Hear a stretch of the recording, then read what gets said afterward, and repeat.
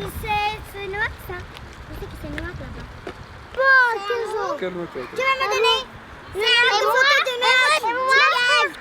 Il y a beaucoup de photos. Il y a beaucoup, hein, mais il n'y a pas beaucoup. Je m'appelle David, j'ai 40 ans et voilà, je travaille au bidonville de Bonnier de la Mosson depuis 2 ans maintenant.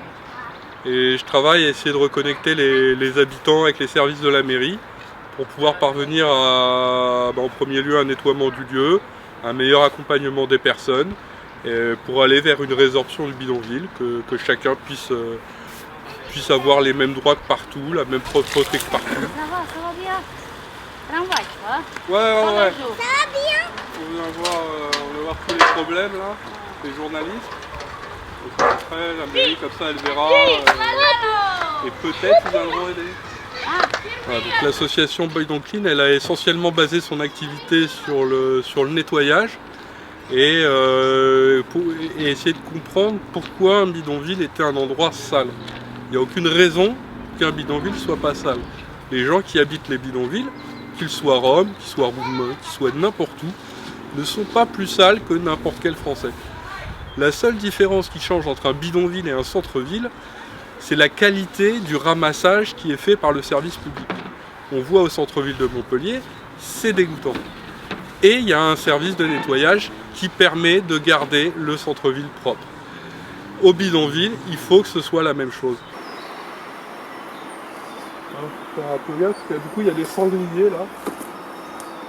On a pas mal observé ces derniers temps.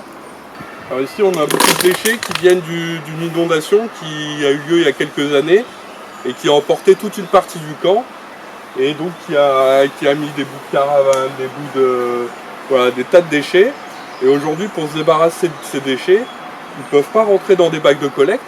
Donc on a besoin d'une benne ou d'un système pour pouvoir évacuer tous ces encombrants pour pouvoir nettoyer cet espace naturel.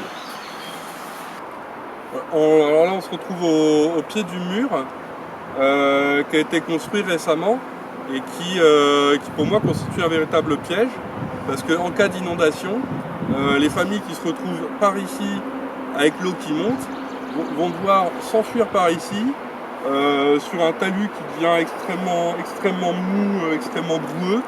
Donc c'est un élément extrêmement dangereux et qui ne protège rien, ça n'empêche pas les enfants de partir, au contraire ça leur permet de tomber de 3 mètres de haut et ça n'empêche pas les sangliers de passer comme nous le dit la mairie puisque des sangliers ont été vus déjà dans la zone.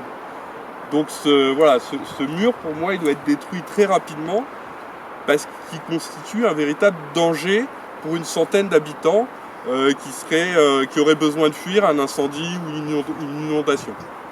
Alors pour moi, ce mur il a été construit pour d'une part cacher le bidonville.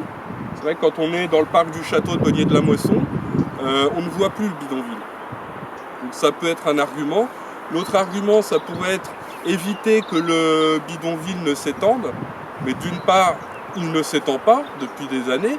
Et il y a déjà toute une rangée de rochers qui délimite la limite du bidonville et qui est respectée déjà par les habitants. Donc le mur ne sert à rien.